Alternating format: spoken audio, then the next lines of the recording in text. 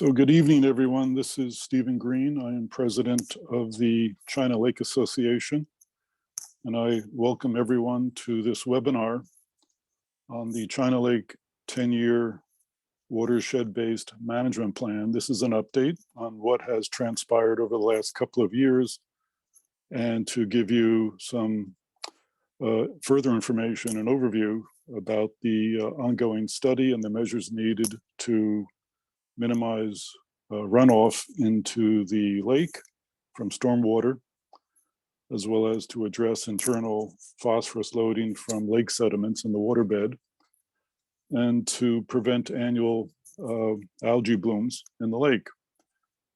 By way of background, China Lake Association is a 501c3 nonprofit association founded in 1987. Based in China Lake. It's a wholly volunteer organization committed to preserving China Lake for future generations through environmental stewardship and community action.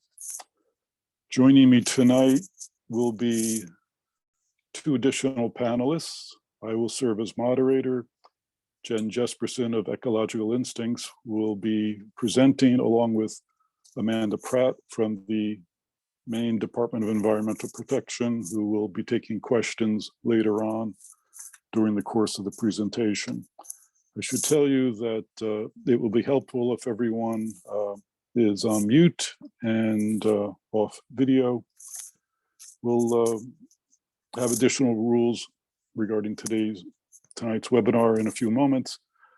I would like to highlight, first of all, the project partners, including, besides the China Lake Association, the China Region Lakes Alliance, Colby College, Ecological Instincts, Kennebec County Soil Water Conservation District, actually the grantee in this matter, the Kennebec Water District, Maine Department of Environmental Protection, Maine Department of Marine Resources, the town of the town of China, and the town of Vassalboro, and Water Resources Services.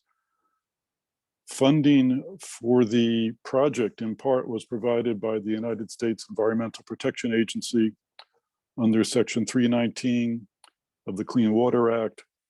The funding is administered by the Maine DEP in partnership with EPA.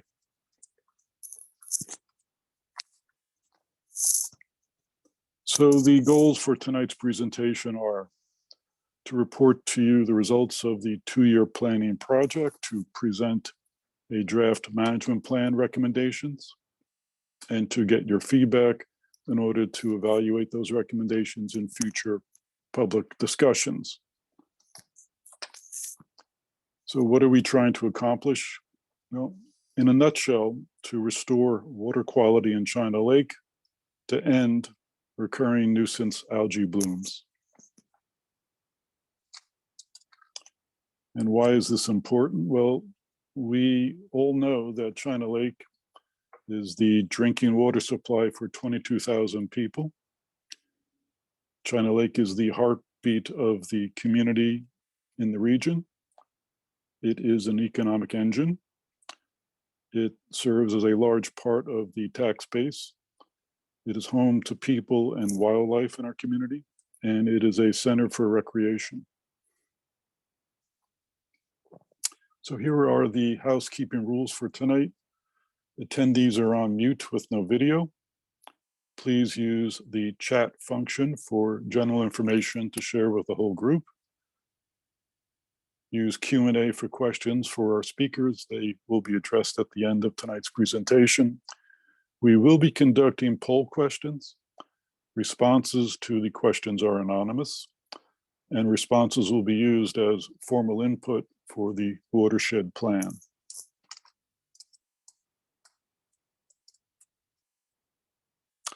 Question number 1. Are you currently a member of the China Lake Association and you just saw a pop-up where you may now elect to make an answer?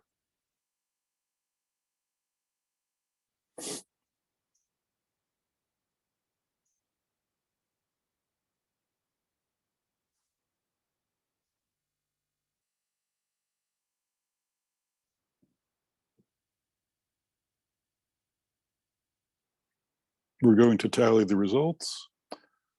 And it appears that 56% of the attendees are members. 3% are not members, but have been a member in the past. And 41% of the attendees have never been a member of the Lake Association.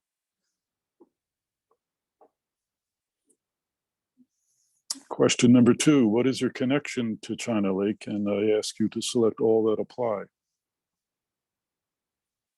You'll see the pop-up here, which is my family or I own a year-round property on the lake. My family or I own a seasonal property on the lake. I live near China Lake, but not on it. I don't live on the lake, but use the lake often for recreation. I own a business on or around China Lake, or my business benefits from China Lake. I am a state or town official. It is the source of my drinking water, or other.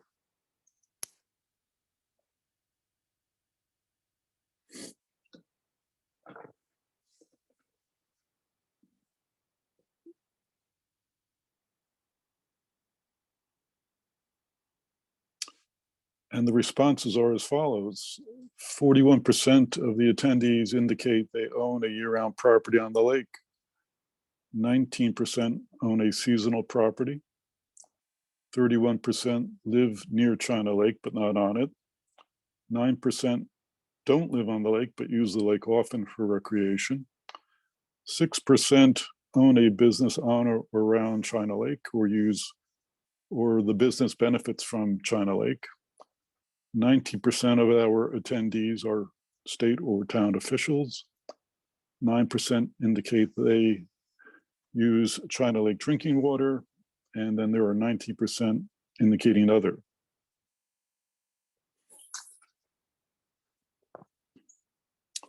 Question 3, approximately how long have you been living on or regularly visiting China Lake? The answers could be less than 1 year, between 1 and 5 years, between 5 and 10 years, between 10 and 20 years, more than 20 years, not applicable.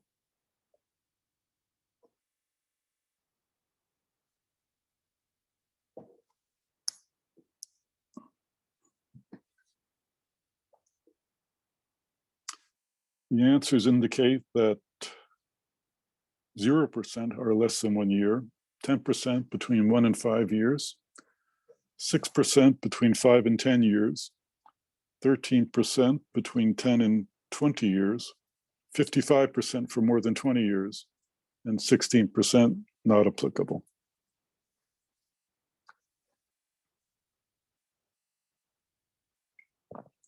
Question number 4.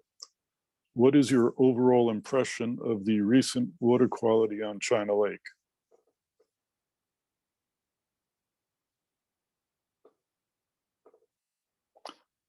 The possible answers are 1, excellent, or good, average, below average, poor. This is a single choice question.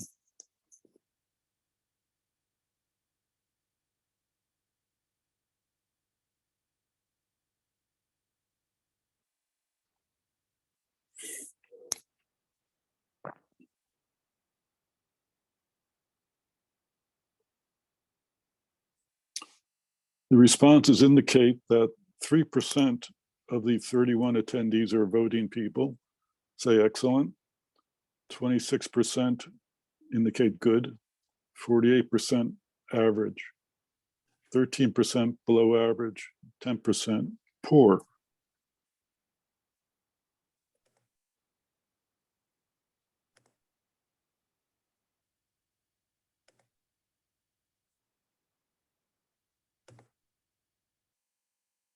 Great. Thank you, Steve. I guess I'll take it from here. Sure, be my guest. Okay. Thank you, everybody, for your input on the poll questions. That gives us a good idea of who's in the meeting and gives me some insight in terms of when we start talking about long-term trends. It looks like we have some people that have been around for a while and have seen changes in water quality and seen different conditions in the lake over that period of time. That's great. And I really look forward to getting your input and your questions on the plan and the action items that we present tonight. So the problem that the watershed management plan intends to address is that China Lake does not meet state water quality standards and therefore also does not meet federal water quality standards. So to paraphrase, the standards for classification of lakes and ponds are such that lakes must be of such quality that they are suitable for the designated uses such as drinking water after disinfection, recreation in and on the water, fishing, habitat for fish and other aquatic life, among other things. Lakes must also have a stable or decreasing trophic state, subject only to natural fluctuations, and they must be free of culturally induced algal blooms that impair their use and enjoyment. So a lake must meet the standards consistently for a period of 5 years to be removed from the impaired lakes list. So those improvements might be water clarity, chlorophyll, or phosphorus, or just not having any algae blooms anymore. So there are a number of trends that indicate that China Lake is not healthy. First, the lake has been experiencing annual algal blooms for 4 decades, with some years being worse than others.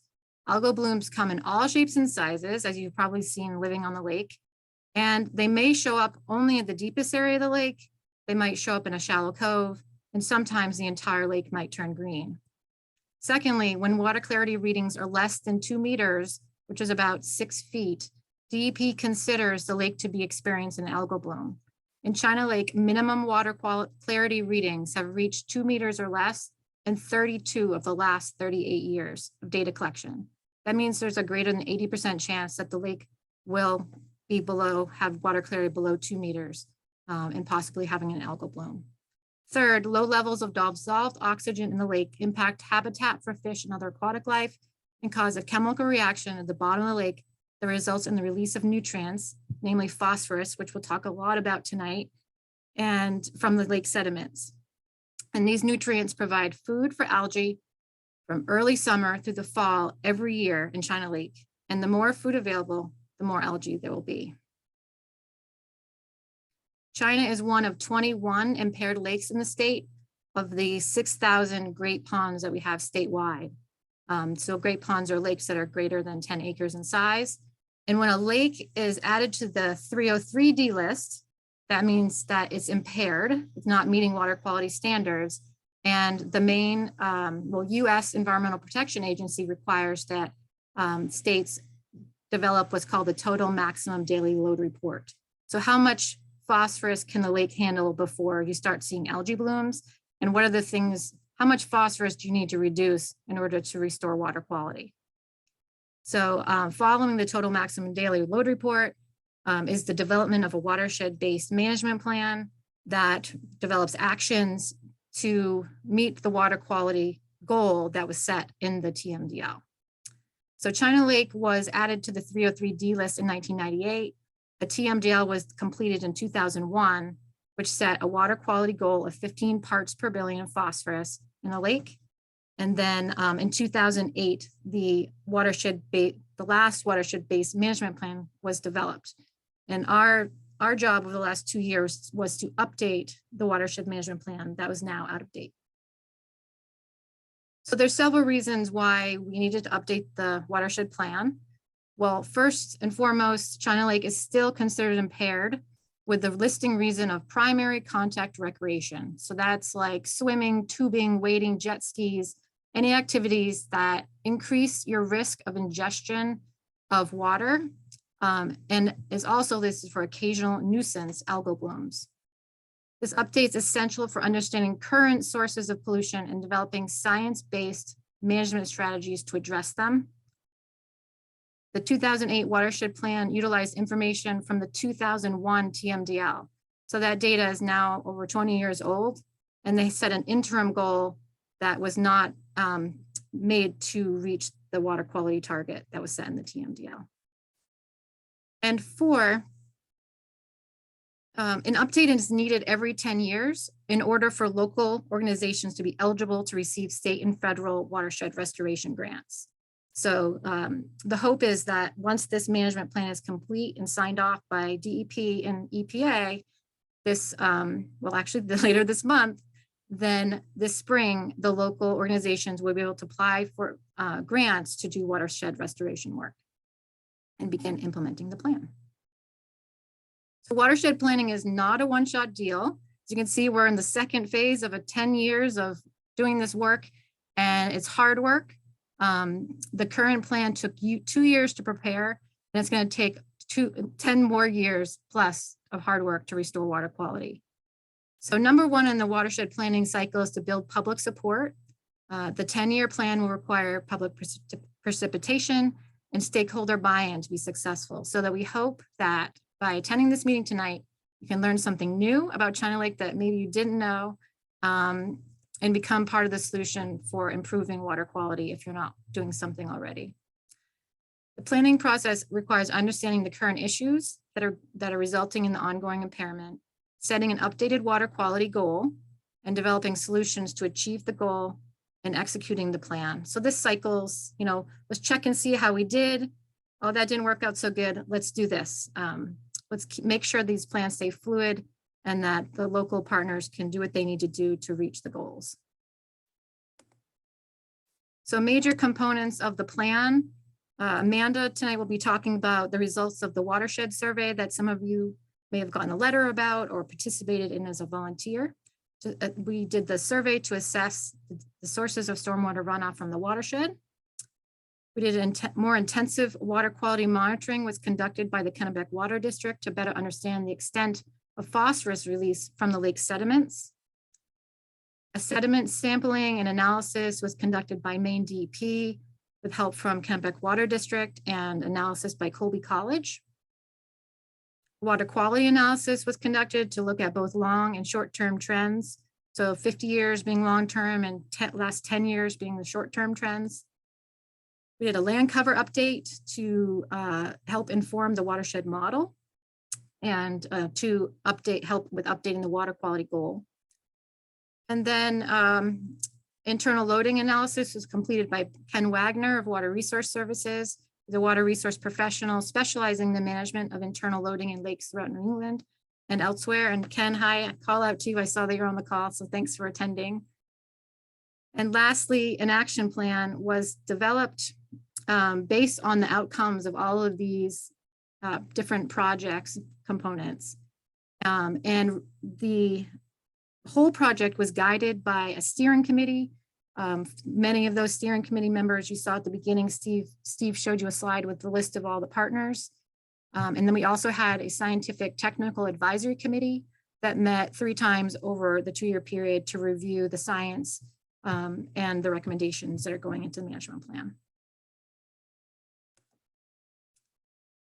So taking a bird's eye view of the watershed, you can see that China Lake is the largest lake in the region with a watershed area, which is in the pale yellow, covering 27 square miles in the towns of China, which makes up the majority of the watershed area, as well as Vassalboro on the west side of the watershed, and a smaller portion of Albion on the north end of the lake, and a tiny little sliver in the town of Winslow.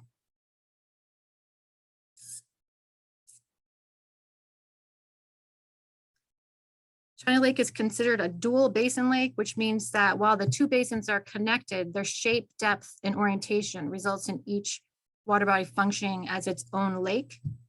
The drainage area of the West Basin drains just under 7 square miles compared to the larger land area in the East Basin at 20 square miles.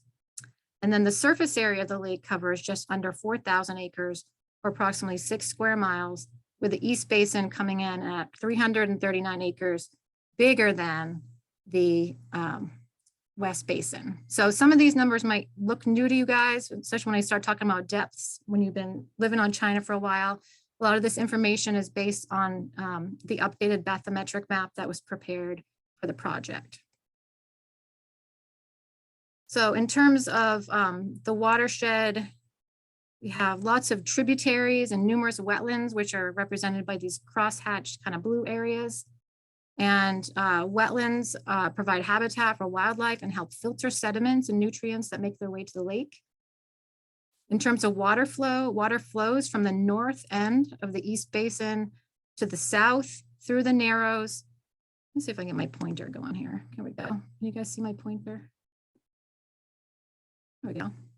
So water flows this way through the Narrows and then out through the West Basin at through outlet stream, which is the single outlet, flows north to the Spastika River, which eventually, and not far from where it meets the Kennebec River.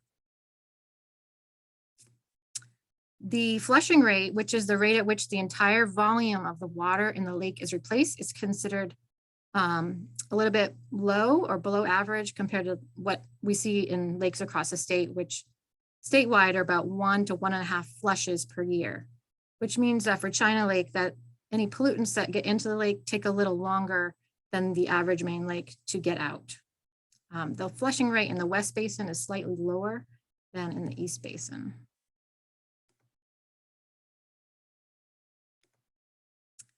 So I mentioned that an updated bathymetric map was developed for the project with data collected several years ago by UMF, University of Maine at Farmington, and then mapping assistance from Tara King at Natural Resources Conservation Service. The lines that you see on the map, get my pointer here, are similar to what you might see on a topographic map indicating change in elevation. But in the case of a lake, you think of it as like an upside down mountain. So the red and orange areas represent the deepest areas of the lake. And then the green and blues are the shallowest areas in the lake. So the deepest area in China Lake is in the West Basin at 92 feet here. And these little Secchi discs, which is what we use to measure water clarity, are showing you the location of the deep holes at each location in each station. So the East Basin is 56 feet at its deepest point, and the average depth for the whole lake is 25 feet. And this is where these points are where Kennebec Water District does all of their water quality monitoring. And since I'm going to be talking about this depth a lot in the presentation, I just want to point out that the areas most affected by the low dissolved oxygen in the lake are those areas below 7 meters. So that's kind of this green area and everything yellow to orange, excluding these blue areas. And that represents 55% of the surface area of the lake in that 7 meter and deeper area. The watershed is rich in water resources with 83 miles of streams and over 3,000 acres of wetlands, approximately 4,700 areas of riparian habitat, which is a high value wildlife habitat adjacent to the lake, streams, and wetlands, and 516 acres of freshwater aquifers, which you can see down on the south end here, primarily in the north end of the lake. The watershed contains close to 500 acres of conserved land, with the majority of that land owned by the Kennebec Water District and this approximately 150 to 200 foot buffer around the West Basin.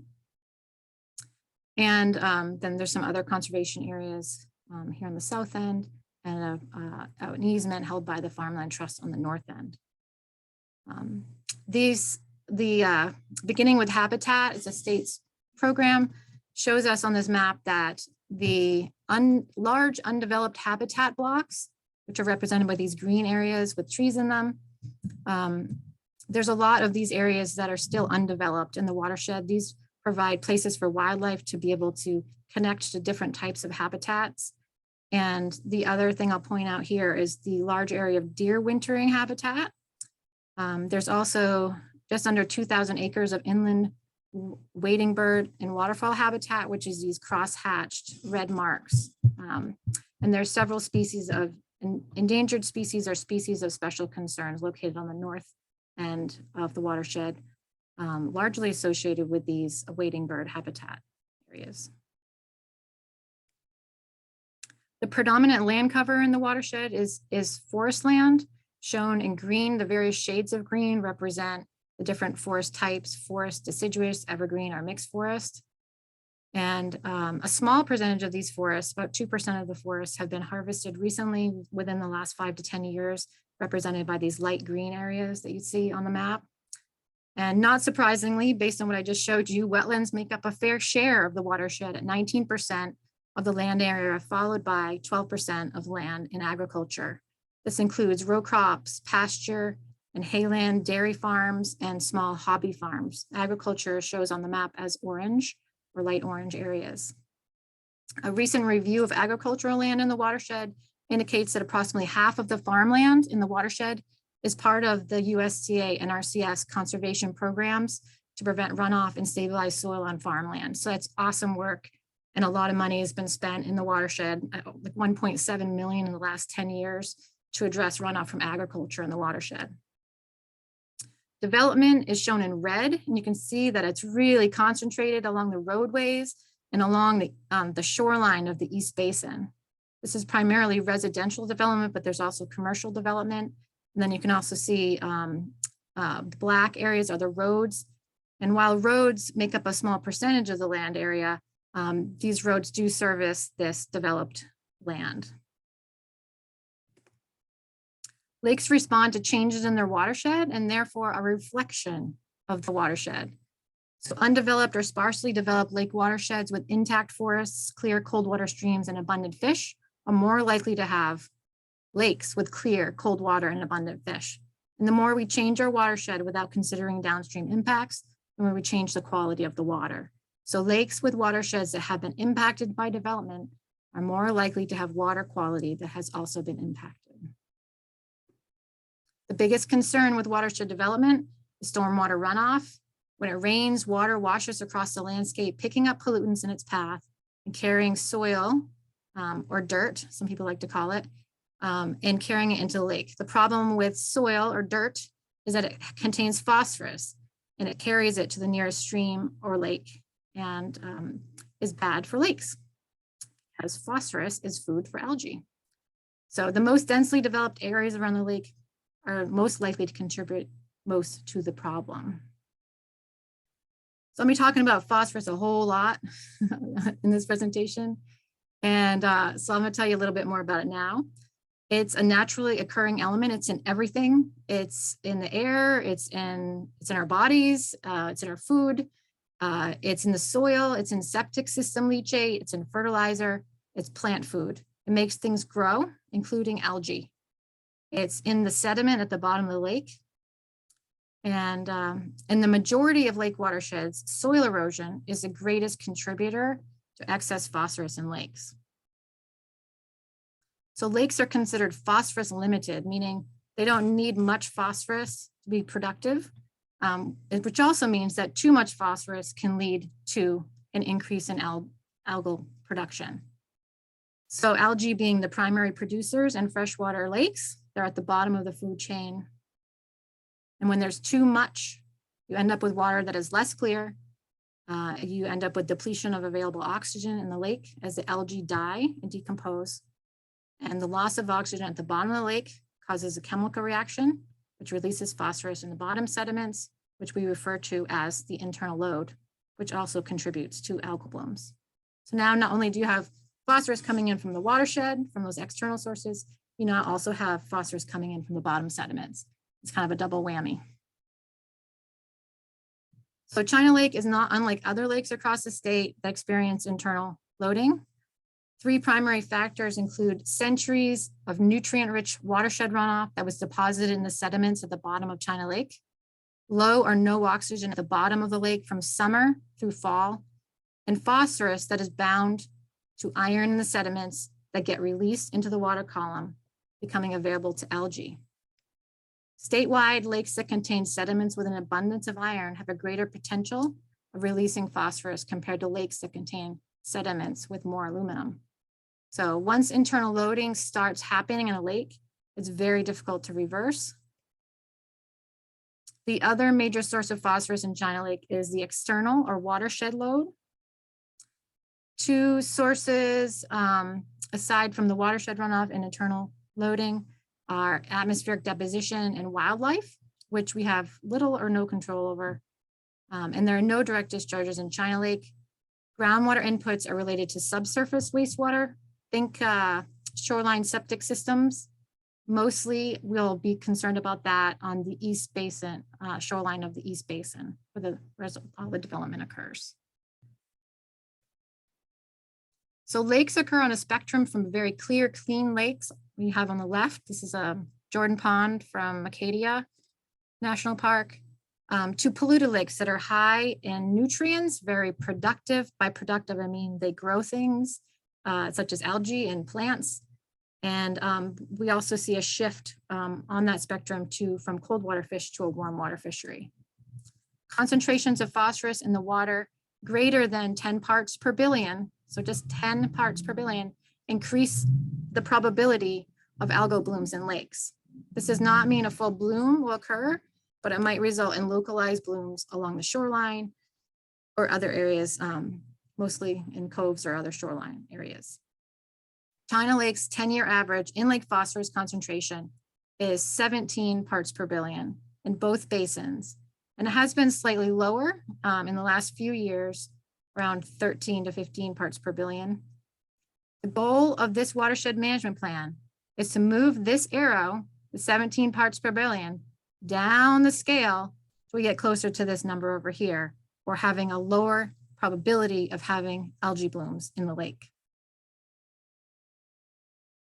So there are many reasons we should be concerned about algae in the lake, beyond just the loss of recreational opportunities such as swimming or boating when the lake is green, or the aesthetics of the lake. I know that I would much rather be looking at a blue lake than a green lake. There's other concerns, such as the cost of treating drinking water or loss of property values. And a very big concern, and one that's been in the news more and more often in the last few years is the health concerns related to toxic algal blooms. So while not all algal blooms are toxic, all blue-green algae or cyanobacteria have the potential for producing toxins that are harmful to people, pets, and wildlife. In 2014, Maine DEP conducted a study across the state of lakes that are commonly having algae blooms, and one of those was China Lake. What they found was that the highest concentrations of toxins are located in the downwind scum along the shoreline. So several species of blue-green algae were documented from the sample collected at China Lake, including Aphanizomenon and Anabina, which made up 80% of the biovolume of the samples, which were collected in August, both of which can produce toxins. So typically, if water clarity is less than 2 meters, which is about 6 feet, there's going to be an algal bloom. And if water clarity is less than 1 meter, you should plan that that bloom is going to be considered a harmful algal bloom caused by cyanobacteria. So if there's a bloom in China Lake, it's best to keep pets, people out of the water because you don't know if it's toxic or not. And toxins can affect organ function of people and animals. And there's standards that EPA has developed for drinking water and for swimming. And I would encourage you, if you're interested in learning more, to go to the Maine DEP website. They have a couple pages that talk about harmful algal blooms and what to do and what to be, how to stay educated about it, I guess is what I would say. So let's look at China Lake activities over the last 50 years. This is not an all-inclusive list, but includes what I call the heavy hitters. Even before the lake started experiencing blooms, the data water quality data was starting to be collected by Maine DEP, Kennebec Water District, and volunteers, which gives us a really good record of water quality changes in the last 50 years.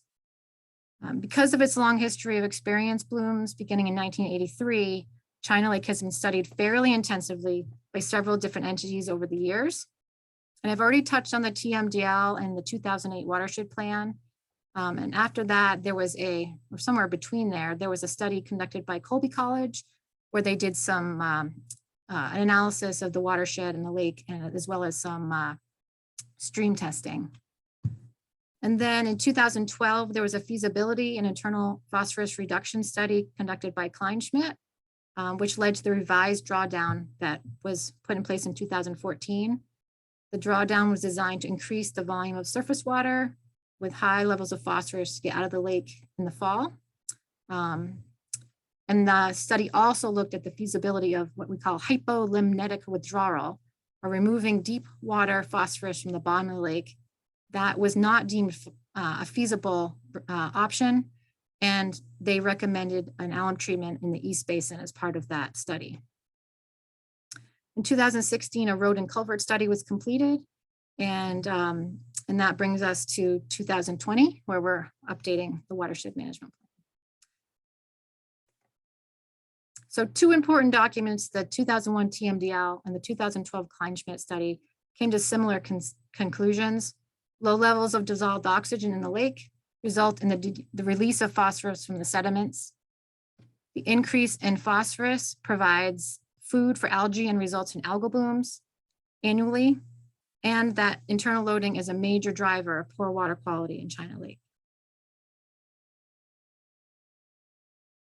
Watershed partners have been vigilant, working together to address the external load, starting in the 2000s with the development of the CRLA Youth Conservation Corps. They've been completing about 20 projects a year, mostly with high school students during the summer, to put in buffers, stabilize shorelines, keep runoff off driveways. Maybe some of you have participated in that program, and if you haven't, I highly recommend it.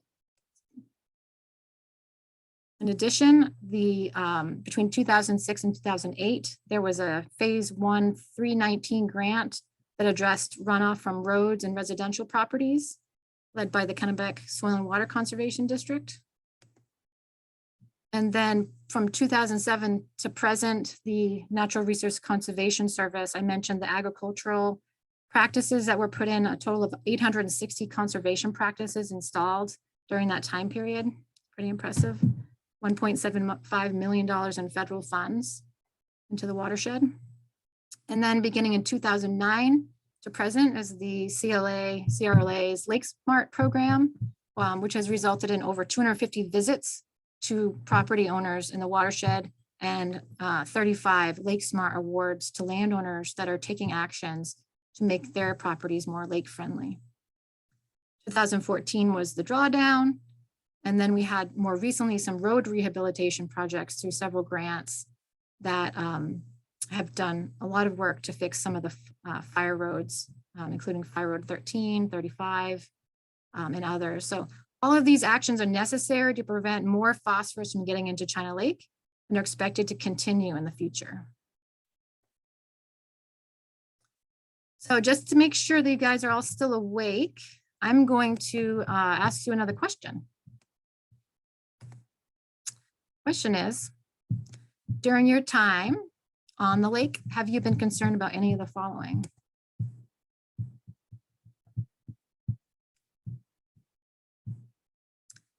Question, the answers could be algae blooms or green tinge in the water, excessive aquatic growth or invasive aquatic plants, water level, stormwater runoff, shoreline erosion, boating activities, tree harvesting. There's a lot of options here.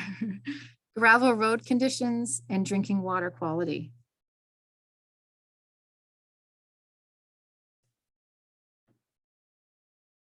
I'll give everyone a couple seconds to prioritize their concerns.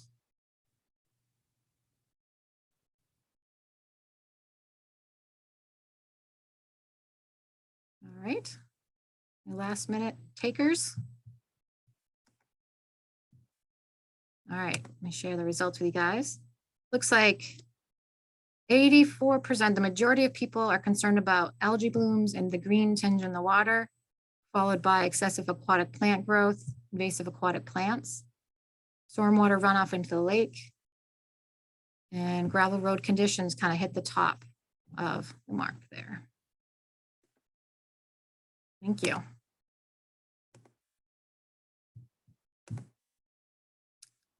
I'm going to move into talking about how we measure water quality and what some of the trends are that we found through the project. So water quality data is collected several different ways. The most common and universal method is with using a Secchi disc, which is this black and white disc, which is lowered from the surface of the water down into the water column until you can no longer see it. And that's what the Secchi disc reading is. So it's recorded at the depth that they can no longer see the disc. And the readings are taken at all three stations, which are represented here. Station 1 is in the West Basin, Station 2 is Southeast, and Station 3 on the Northeast Basin. So with Secchi disc transparency, the more algae that are in the water, the shallower your Secchi disc readings, and vice versa, that if there's less algae in the water, your readings will be deeper. Water samples are also collected to quantify the amount of phosphorus and chlorophyll in the water. And chlorophyll is a measure of the abundance of, well, it's a green pigment found in plants such as algae. So it's kind of a way for us to measure how much algae is in the water. And these samples are collected in surface water and at several depths throughout the water column at each station every 2 weeks, from pretty much from April through October in the West Basin and June to October in the East Basin. And then water column readings using a handheld meter. Every meter, dissolved oxygen and temperature reading is collected at all 3 stations every 2 weeks. So that's a lot of data over many, many years. And it's a great data set to use to be able to see what the trends are. So we look at the long-term trends in the data over the last 50 years. Some trends become apparent. The graph on the right shows the average annual water clarity at Station 1 in the West Basin. And so here's the depth, the surface of the water is here at the bottom. This 2 meter mark is representative of that 2 meter line where we consider anything below this line probably an algae bloom. And anything above that would be a deeper reading. So the years where it's below 2 meters, we would expect that these might be years with particularly bad algae blooms. The red arrow is indicating the slow decline in water clarity from 1970, so time down here, from 1970 to 1990. So over a 20-year period, there was a slow decline in water clarity. So, and then it sort of flattened out to about from 6 meters to about 3 meters, which is where it's kind of been staying since. And what this tells us is that whatever caused the decline in water clarity likely resulted, that caused the algae bloom in 1980 likely started before 1980 because that trend had already started. This same trend was seen at all 3 stations over the historical time period. So some good news, over the last 10 years at Station 1 in the West Basin, there is a statistically significant decrease in annual phosphorus and chlorophyll A. So this graph to the right shows you that phosphorus levels here before 2015, which is kind of here, are all kind of above this 15 parts per billion line, and everything kind of after there, other than last year, is falling below this line. So this is a short-term trend, something to keep an eye on. We're hopeful that the work that's being done in the watershed with agriculture and all the road work and landowners making a difference could be reducing the phosphorus levels in the lake. And there's also other factors that we could consider, such as weather, and the list goes on. So in early spring and late fall, the lake is well mixed from the top to the bottom, with oxygen concentrations up around 10 parts per million. But as the lake begins to warm up, oxygen levels drop at the bottom of China Lake from July to October to levels that are not, that are very low. So we call hypoxia this level below 5 parts per million. Fish survive and thrive, especially cold water fish, and oxygen levels greater than 5 parts per million. And then onset of anoxia starts at 2 parts per million. And below this line, we start seeing impacts to fisheries, and you could also have fish kills when there's no oxygen in the lake. We also, as we discussed, anoxia can also result in the release of phosphorus from the sediments, providing food for algae that are higher up in the water column. So this is a typical profile of oxygen. So each one of these little points represents one reading that was taken from the top of the water to the bottom. So this is Station 2 and 3. And you can see at the top of the water, at the surface, the oxygen levels are fairly good, 8 parts per million. But then all of a sudden, the oxygen just really tanks. And then we have no oxygen from about 7 meters or about 20 feet down to the bottom of the lake. There's no oxygen.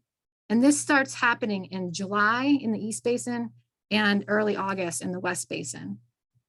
So one of the trends that we've seen is that from the data is that at Stations 1 and 2, so that's the West Basin and the Southeast Basin, the minimum anoxic depth has increased, meaning that this area where this anoxic line is occurring shallower in the water column, which is also means that if you think about the bathymetric map, the area of the surface area at the bottom of the lake is bigger, and that area of anoxia is allowing for a greater area of sediment to be able to release phosphorus when there's no oxygen. So not a good thing. So these graphs are a little tricky and I struggle with how to present them, but I think I kind of got it. What I'm trying to show you guys is that the period of time in the lake that the lake is anoxic in the area of sediment exposed likely affect how much phosphorus can be released from the internal load in any year. This is a graph showing station 1, April through October. And these are those little Secchi measurements that were collected that tells us how clear the water was. There was about this is 2 meters deep. And then this red area represents the depth of anoxia. So let's say on August 6th, there wasn't any anoxia in the lake all the way to the bottom. But then starting at that date, that anoxia started creeping up to shallower and shallower depths in the water column until we get to August 20th. And now at 7 meters, we're seeing, and everything below is anoxic. Okay, so that's kind of what this graph is showing you. And so there's our lowest Secchi disk reading corresponding with that peak in anoxia. We have this big pot of phosphorus in the bottom sediments that's starting to get released because of that anoxia, which is much greater than the concentrations of phosphorus in the surface. But you can see that over this time period, when that anoxia is happening, we see an increase from 13 to 23 parts per billion. So some of this phosphorus likely is getting mixed up into the water column, probably later in the fall, but it's sneaking up there. In the Southeast Basin, so this is station 2, it's a similar pattern, except it's starting earlier in the season. So in July, we start seeing anoxia set up. This pot of phosphorus in the bottom. So this is actually at 10 meters, there's 120 parts per billion in the water there, 170 at 14 meters. I liken this to a volcano that's ready to erupt. If conditions are right, it's a recipe for pea soup waiting to happen should this depth of anoxia creep up higher into the water column, or some kind of weather-induced mixing event occur that would bring this deep water, high concentration phosphorus up into the surface and be available to algae in the water column. So you can see a similar trend. This period of anoxia, and now we're having higher concentrations as we go through the season. And if we didn't think the ingredients for pea soup were good enough at station 2, well, it's a lot more readily available in the north end of the East Basin with an increase in anoxic area at 6 meters depth and significantly higher concentrations of phosphorus, reaching 260 parts per billion at one point in September. And that concentration now is getting to 40 parts per billion at 7 meters. And what we saw was, you see a spike in phosphorus right corresponding with that peak from 14 to 20, and then it stays at around 20 plus or minus through the end of the season. So inactivating phosphorus in the sediment in the East Basin would help prevent this potential recipe for pea soup from happening. So not only do we measure phosphorus in the water, which is what I just told you guys all about, we also measure it in the sediments. So 30 sediment samples were collected from various areas in the lake. So each one of these dots represents where a sediment sample was collected. And the DP collected the samples in coordination with the Kennebec Water District and Colby College to characterize the sediments and to gain a better understanding of the potential of phosphorus loading from the sediments, the estimated mass of available phosphorus in areas exposed to low oxygen, and whether the addition of aluminum would result in a decrease in phosphorus released from the sediments. So 3 samples from each area were combined into a single sample to represent 9 different areas in the lake. The results of this analysis that was completed by Colby College showed that a significant release of phosphorus occurred in areas A and B in the East Basin, and at the deepest hole and the West Basin. And we also saw that the dynamics of the sediments in the Northeast Basin were different than what we saw in other areas of the lake. And this is largely related to differences in the organic matter content in the sediments in the north end of the lake. So there's higher amounts of organic matter up here, which we believe is coming in from the Hunter Brook watershed and the large tributary and wetlands that are on the north end of the lake. We also learned that not all of the phosphorus is being released, as some of the phosphorus is staying or binding with the aluminum that's already in the sediment. So I don't know that you need to know too much about this graph here, but what we know is that from the sediment assays, so basically what Colby did was they added aluminum to the sediment samples in increasing doses to determine the amount of iron-bound phosphorus released from the sediment as the phosphorus becomes bound to aluminum. So each of these points is them adding a little bit higher dose of aluminum to see what the effects of the alum are in reducing the release of phosphorus. So basically what the figure is showing us is that as the dose of aluminum goes up, the amount of phosphorus released from the sediment goes down. So that can give us recommendations for how much alum is needed for different areas of the lake, which is represented by these different lines. But for the most part, somewhere between 35 and 45 grams per meter squared, we kind of have diminishing returns. You don't really add any more alum and get any more phosphorus reduction. So the results of this analysis were reviewed by our technical advisory committee, and what came out of that is that everyone agreed that there should be consideration for treating the East Basin to improve water quality in both the East Basin and the West Basin, but that there's a definite need for additional sediment sampling to refine the treatment area and the dosing recommendations. So this gets us back to this pockets of P slide. Using the information gathered from the water sampling and the sediment analysis, we were able to estimate the amount of phosphorus released from the sediments in China Lake. Both basins experience a substantial annual load of phosphorus from the sediments, with the East Basin having the higher load compared to the West Basin. So the next step in the process of understanding sources is to understand or estimate how much phosphorus is coming from these other sources. And that brings us back to, I'm kind of doing a circle thing here for you guys, bringing you back to the land cover update. So in terms of land cover, the less intensive land cover types, such as naturally vegetated forests, release less phosphorus because they hold on to, when the rain falls on them, it's not running off like it would on developed land areas like agriculture or commercial development, state roads. These would have higher phosphorus runoff coefficients, meaning that more phosphorus is coming off the more developed land areas. And this information is plugged into our watershed model. And you've already seen this. This is the breakdown of land cover types in the watershed. So what we can do with this information, using what we know about how much phosphorus comes off these different land cover types, is we can estimate how much phosphorus is coming from them. So what the pie chart on the right is showing you is that forest land, while it makes up 54% of the watershed, only accounts for 19% of the phosphorus load from the watershed.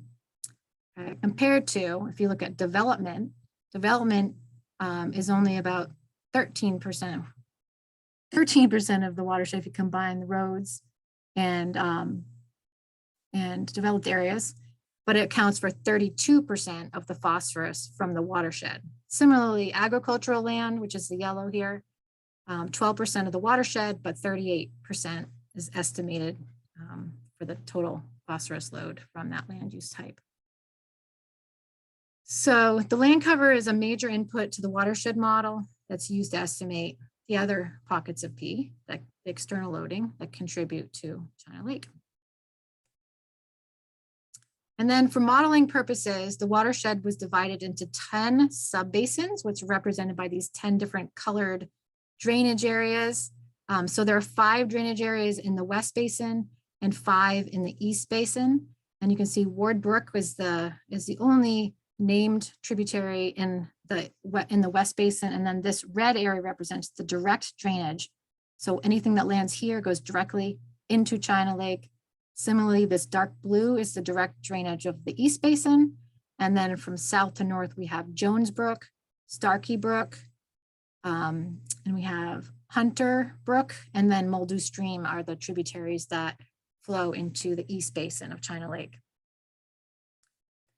So one cool thing about modeling is that it can provide us with phosphorus loading estimates for each of these areas, and then we can use that to prioritize areas of the watershed for restoration.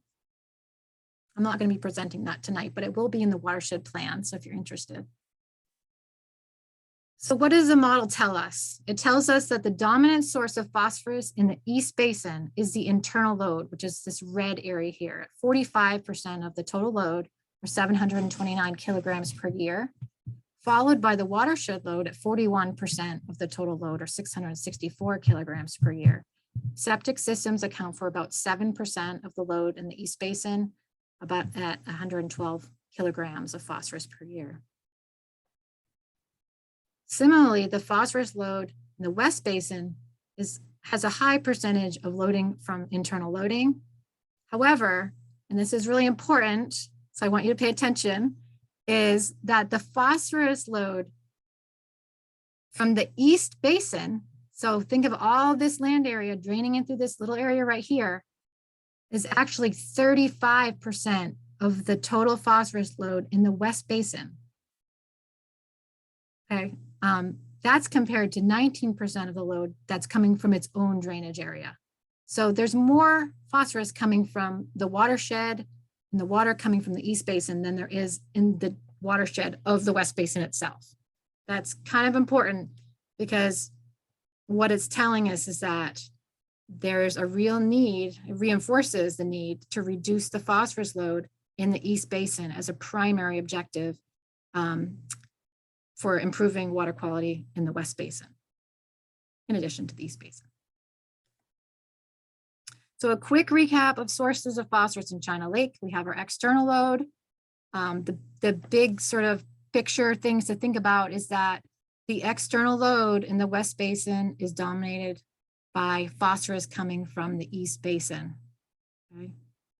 And about half of that is coming as a result of the internal load in the East Basin. And then for the East Basin, the dominant source of phosphorus is the internal load at 45%. And then other sources of phosphorus from the natural sources, such as atmospheric deposition and wildlife, are quite small, not really anything we can do much about. So that brings us to things we can do things about, like internal load, external load, and addressing leachate from failing or older septic systems. So at this point, I'm going to turn it over to Amanda to talk about how we assess the external load and what things can be done about it. Thank you, Jen. Thank you all for attending tonight. I'm going to tell you a little bit about the watershed survey that we carried out just over a year ago, last October. I know there are some of you on the call tonight who were volunteers or helped with that survey in some way, so thank you all. And really the purpose of the watershed survey, as Jen referred to, is looking at what's coming off the watershed and getting into the lake. And primarily what we're doing is looking at sources of soil erosion. So Jen mentioned that earlier as well. Soil erosion brings phosphorus into the lake attached to the soil particles. So that's a really important source that we want to be able to address and fix. And by fixing those problems, we can reduce the amount of phosphorus getting into the lake and therefore improve water quality. Next slide, thank you. So in planning this survey, basically all of last year, we held some various steering committee meetings, helping to assess the watershed, get ready for the survey. We sent a mailing to everyone in the watershed. So if you live in the watershed, hopefully you heard about this survey before it happened. There were over 1,300 postcards we sent to each landowner in the watershed. And we also allowed people the chance to opt out if they didn't want their property surveyed. So that was 62 parcels out of, I think, around almost 3,000. So very low number, which is good. A lot of people were interested in participating. We also distributed press releases, newsletter articles, Facebook, and notified law enforcement so we could really get the word out there to everyone in the watershed. Next slide. So as I mentioned, the steering committee met to break the watershed into sectors. You can see on the map on the right, there were 11 sectors. So we had 11 groups go out, and really what we're doing is walking or driving any of the developed areas of the watershed. So that includes residential properties, any cleared areas, and roads and road infrastructure. And we had a digital form that we filled out to evaluate the site, and that basically identified the location, took a picture of the site, identified the problem that we found at the site, and then identified recommendations for how to fix the site, and also rated the site. So we give it an impact rating based on how severe the erosion is. And these are some examples of really common problems that are found during a watershed survey. These are more residential. We also, like I mentioned, look at roads and other developed areas, but they're pretty ubiquitous things, looking at these pictures, these are things we see walking around the lake all the time. And a lot of people don't think of them as problems necessarily. Maybe when it rains, you can see all the water sort of flowing over one area, like in this picture of unstable paths. You can see that's probably right where the water's flowing. And then you can see next to all of these examples of fixes or solutions to these problems that help stabilize land and prevent erosion from occurring. And that's really the goal with this, is to identify the problems so that we can fix them. Okay, so the results of the survey, you can see the map on the right shows all the locations. There were 161 total sites, and you can see the impact rating based on the color of those dots. So red is a high impact, orange, moderate, yellow is low. And there were a total of 11 land uses, and that will be on the next slide. We'll show the different categories, so residential, different types of roads, etc. And you can see that the majority of sites were on residential properties. And if you combine the town road, private road, driveway, and state road sites, that's the next highest percentage. And on the bottom there, or even in this graph, you can see the breakdown of the impact rating. So there's 20 high impact sites, 59 medium, and a majority of the sites were low impact at 82. And then that pie chart will show you the percentage breakdown. So the next step here is really to prioritize those sites and to find ways to fix them. So one thing you can do as a landowner is to use the 3 S's. So if you're looking at your property or your road and you want to, there's an erosion problem, you want to look at ways to soak stormwater into vegetated areas. You don't want it to go straight into a stream because it's polluted. You want it to filter through vegetation or through the duff, so that layer of pine needles and leaves on the forest floor. You want to steady or stabilize your land by covering any bare soil or any bare tree roots, things like that, either by planting a buffer, which is just vegetation right on the shoreline, or covering areas, maybe they're really shady and you can't get grass to grow, but you could mulch or replace crushed stone. And then you can also send any runoff into a vegetated buffer or an armored basin rather than, again, just sending it straight into the lake or into a stream. And if you have no idea where to start with this and you're completely lost, I would really recommend checking out the Lake Smart program on China Lake. And I will put a link to that in the chat if you want more information about Lake Smart. You can get a personalized technical visit from them and they can talk to you about your property. And then as far as reporting for the results of the survey, if you want to learn more, we've put out a 2-page summary fact sheet. If you don't have time to read the whole report, but you want to sort of just get a snapshot, that is on the China Lake Association website, as well as the full report, which is not that long either, if you want to read more. And we also sent out a letter to the majority of the residential sites. There were 116 letters that went out. And so if you got one of those, please pay attention to that and contact China Lake Association for more information about what you can do on your site. And if you didn't get one and you're interested in Lake Smart, I'll put that in the chat right now. That link right there. Oh, hold on. And I think that's the last slide. So I'll send it back to Jen to talk a little bit more about what the plan is going to recommend for how to improve water quality. Great, thank you, Amanda. All right, you made it this far. And now I'm going to take a few minutes to review the major recommendations that will be in the updated watershed management plan. And that's the plan that's going to guide water quality restoration efforts for China Lake over the next 10 years. So pay close attention, because at the end, I'm going to ask you what you think are the highest priorities for restoring water quality in China Lake. And then we're going to open it up for questions. So as you probably gathered with all my talk about internal and external load, we're looking at a two-pronged planning approach with the #1 action to reduce the external loading to China Lake.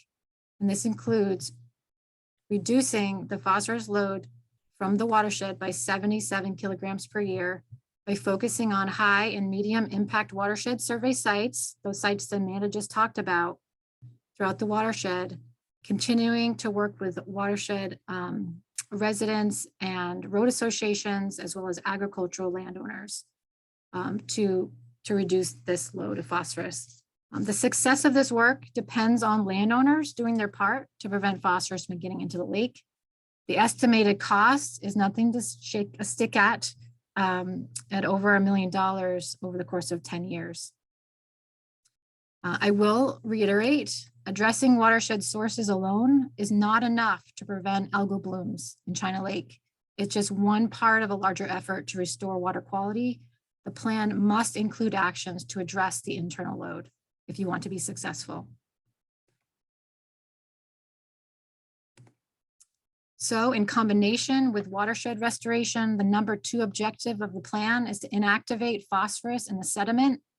An aluminum treatment is estimated to reduce phosphorus in the East Basin by 90% and last 15 to 20 years and cost just under $1.5 million. The success depends on reducing runoff from the watershed. We'll see a direct improvement in water quality in the West Basin as well. So I'm going to give you a kind of a before and after, these pie charts that you've already seen. So here's our big internal load in the East Basin. If we cut that internal load down by 90%, this pie chart looks a whole lot different.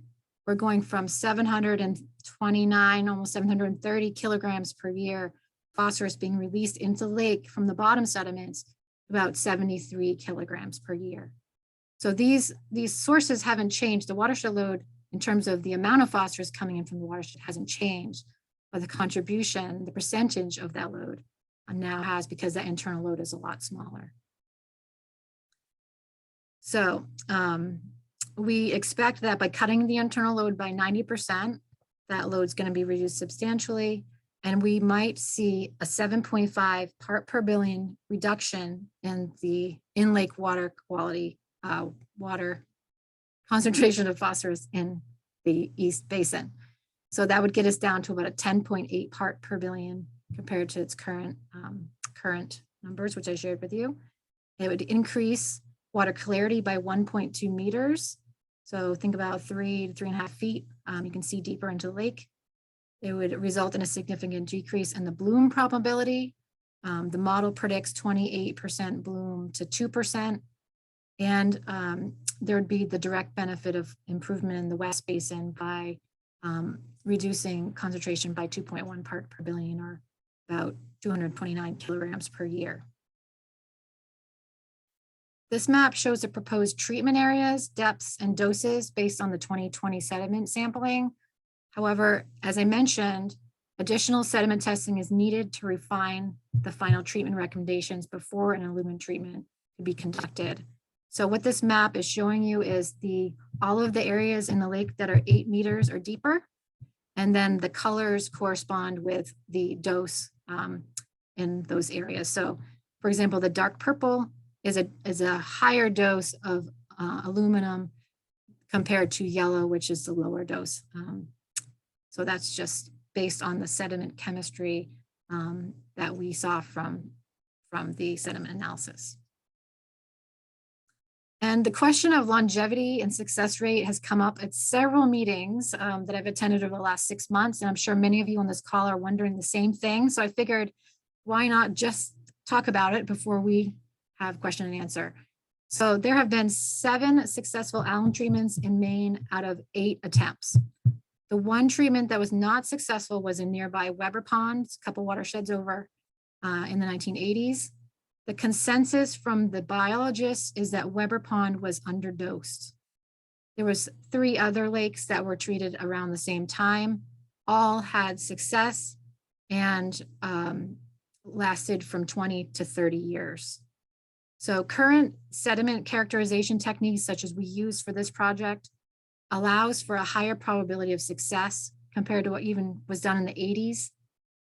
So as not to overtreat a lake, which just ends up being expensive, or to undertreat a lake, which would make it less successful in terms of improving water quality and addressing the internal load. So the 4 most recent aluminum treatments, you can see here, East Pond, Lake Auburn, Cocknawagon, which you can see was up here, had another treatment recently in 2019, and George's Pond, which had 2 treatments over 2 years. I received a report from George's Pond last week that their alum treatment resulted in a 99% reduction in the internal load following their 2021 treatment. And they had the best water clarity on record, which was better than the first readings collected back in the 1970s.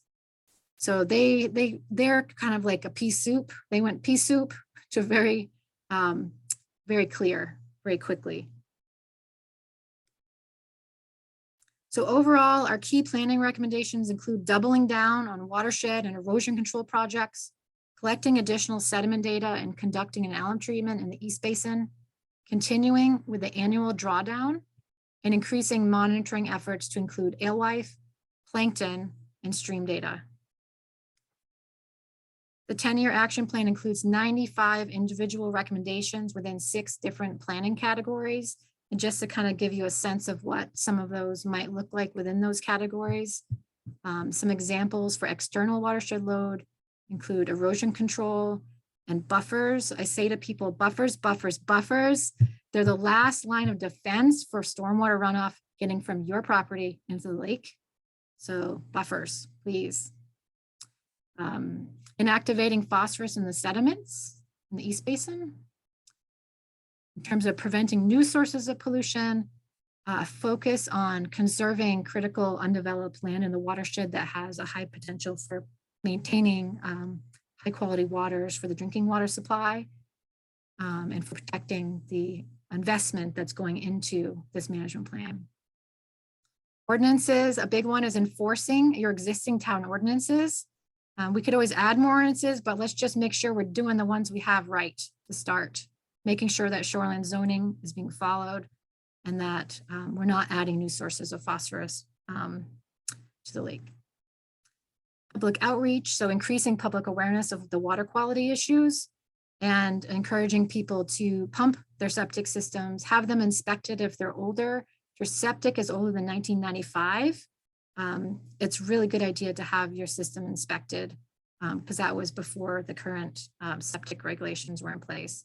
And one thing I didn't present at this meeting tonight is we did a septic vulnerability analysis as part of this project, and it identified areas of the lake where the soils are such that septic systems may not be functioning properly. You might think they're working great, but in fact, the soils are so coarse that that septic leachate, it's actually going straight into the groundwater and straight into China Lake. So there'll be some education and outreach around that aspect of the plan as well. Building local capacity. I put fundraising in here because there's a lot of funds to be raised, but building local capacity is also recruiting friends and neighbors to participate in programs or volunteer to assist with the work that's going into this project. And then monitoring and assessment is a necessary part of knowing how well your watershed management plan is working and that your recommendations are working. So the part you all been waiting for. This is all great stuff, Jen, but how much does it cost, right? Okay, well, this is telling you that it's not inexpensive. We're talking of $3 million over 10 years, which is about $300,000 a year. If you look at the costs associated with each of the action categories in this table, you'll see that the bulk of the costs are related to addressing and reducing the external phosphorus load and the internal phosphorus load. All told, the alum treatment accounts for 46% of the total costs compared to 54% from all the other categories. And the action plan includes a timeline of activities with the bulk of the costs expected within the first 5 years of the plan. Previous China Lake projects, including the TMDL, was suggesting that the expense of an alum treatment was considered a limiting factor for improving water quality in China Lake. So let me make a few points on this. I'm going to reiterate, addressing the watershed load alone is not adequate for restoring water quality in China Lake. I think you guys got this message already. In terms of cost benefit analysis, an alum treatment is the most effective management strategy for reducing phosphorus in China Lake and will result in immediate improvement in water quality, whereas watershed reductions are estimated to be 1/10 of the load reduction at approximately 10 times the cost. But I will say, addressing the watershed load is a necessary action to prevent new sources of phosphorus from getting into the lake and to help prolong the effectiveness of the alum treatment.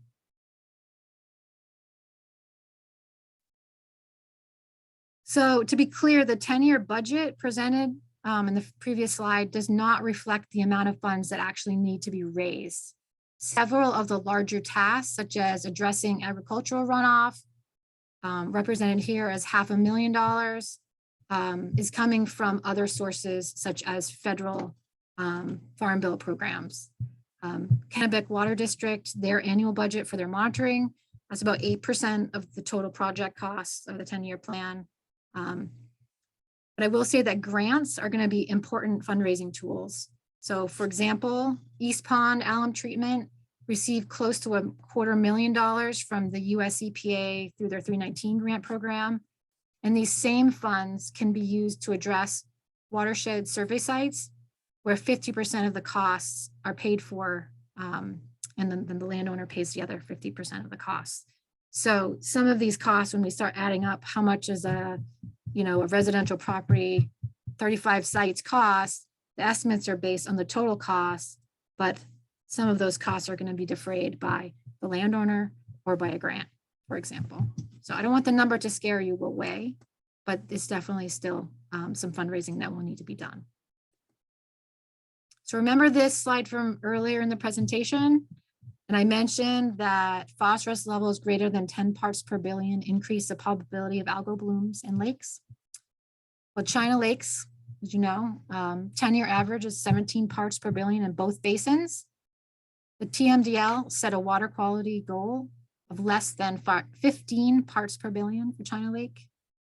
If this plan is successfully implemented, we expect phosphorus concentrations to be 13 parts per billion in the West Basin and 10 parts per billion in the East Basin. So this plan helps us move that arrow down, sliding it down the trophic scale so that we are reducing the probability of having algal blooms in China Lake and getting it off the impaired lakes list. So it's not going to be easy, and it's going to take everybody's participation to make it happen. I will close by saying that there's a lot of things that you can do that are fairly straightforward on your own property to improve water quality, and every little bit of runoff is contributing to the problem. So every little bit of work, even if it's just putting in a few plants down the shoreline, is going to contribute to the solution. So get your shorefront buffered up, get your septic system pumped regularly, maintain your roads and driveways, step up and help your lake association. These guys are all, and gals are all volunteers too, and really can use the support over the next 10 years to get this done. It's a big job ahead. And the support of the local community is going to be really important. So with that, I think I'll turn it back over to Steve to kind of wrap things up before we go to the question and answer. Thank you, Jen. And I think this was an incredible presentation. The information is quite comprehensive, and we know that it is a lot to digest. It's great that it's recorded and people will be able to go to it for further study. I know that we have some additional questions, and we would like to pose those to you now for further feedback. So question number 6, what do you consider the highest priority for improving water quality in China Lake? Please select 2 of the following answers. Reducing the amount of pollution entering the lake, educating lakefront residents, ensuring enforcement of regulations such as shoreline zoning, addressing internal phosphorus loading from lake sediments, monitoring and testing water quality. Take a few moments and provide your answers.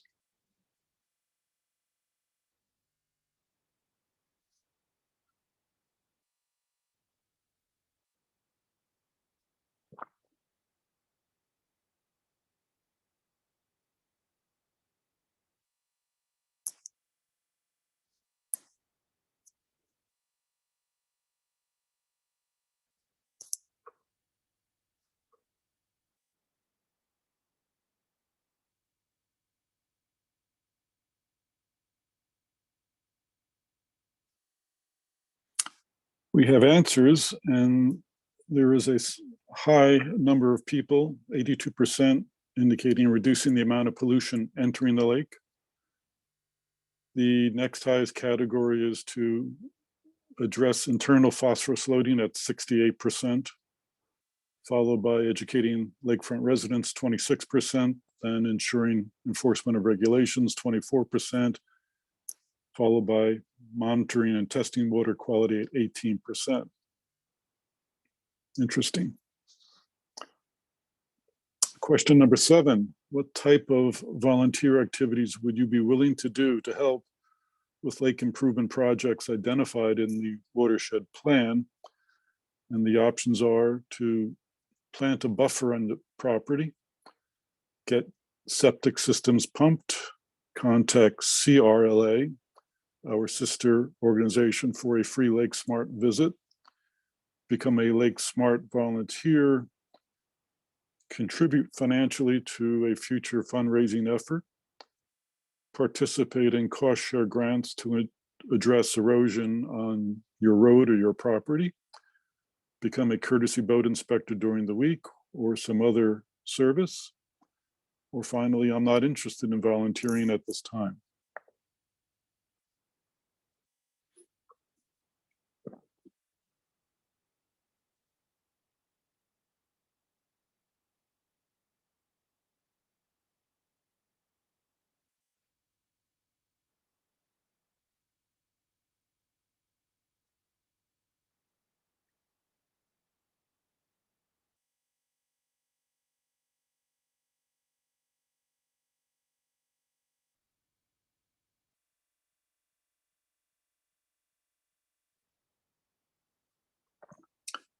The answers are across the board: plant a buffer at 47%, contribute financially to fundraising 47%. It appears that septic systems pumping 27%, Lake Smart Volunteer and other 23%, CRLA, Lake Smart Visits 20%, and birdie courtesy boat inspections at 7%. 13% indicated they were not interested in volunteering at this time. I'm curious, just for the folks that said other, what might that be? Maybe in the chat box, somebody would be willing to speak up. That would be helpful.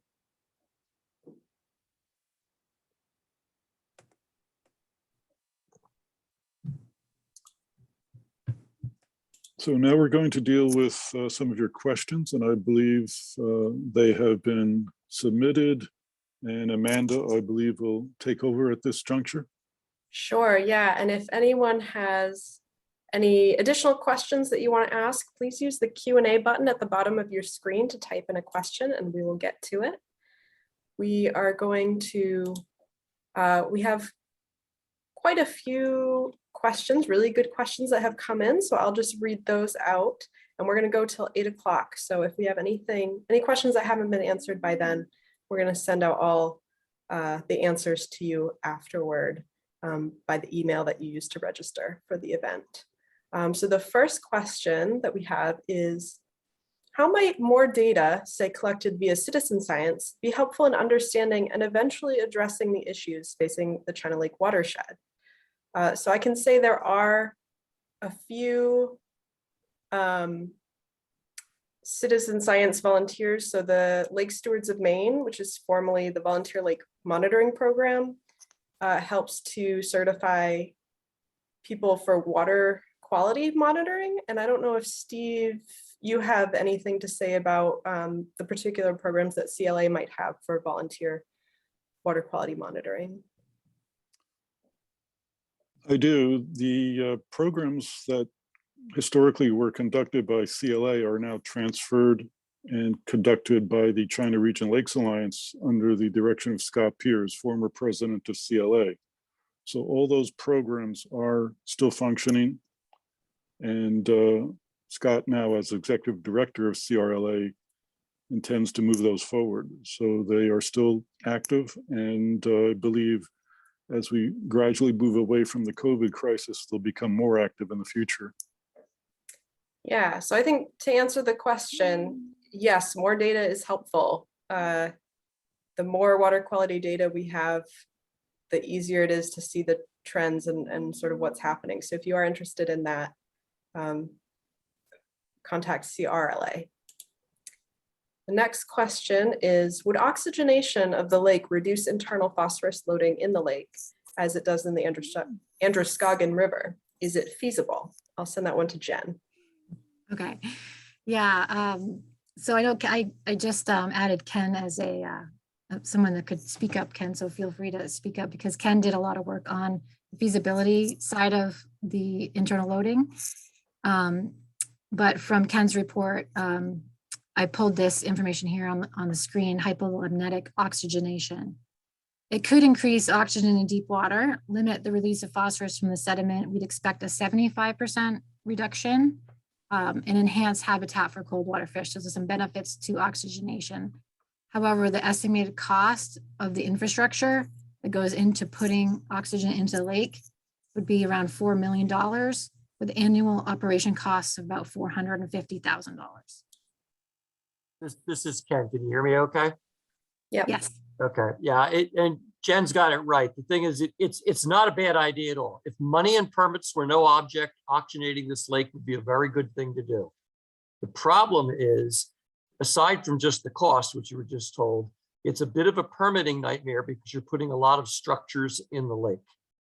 These could catch anchors, fishing lines, whatever else. There are maybe some slightly easier ways to do some of it if you have enough depth. That would work in the West Basin to some degree, but just releasing pure oxygen bubbles in the East Basin would destratify it and potentially make things worse in the short run.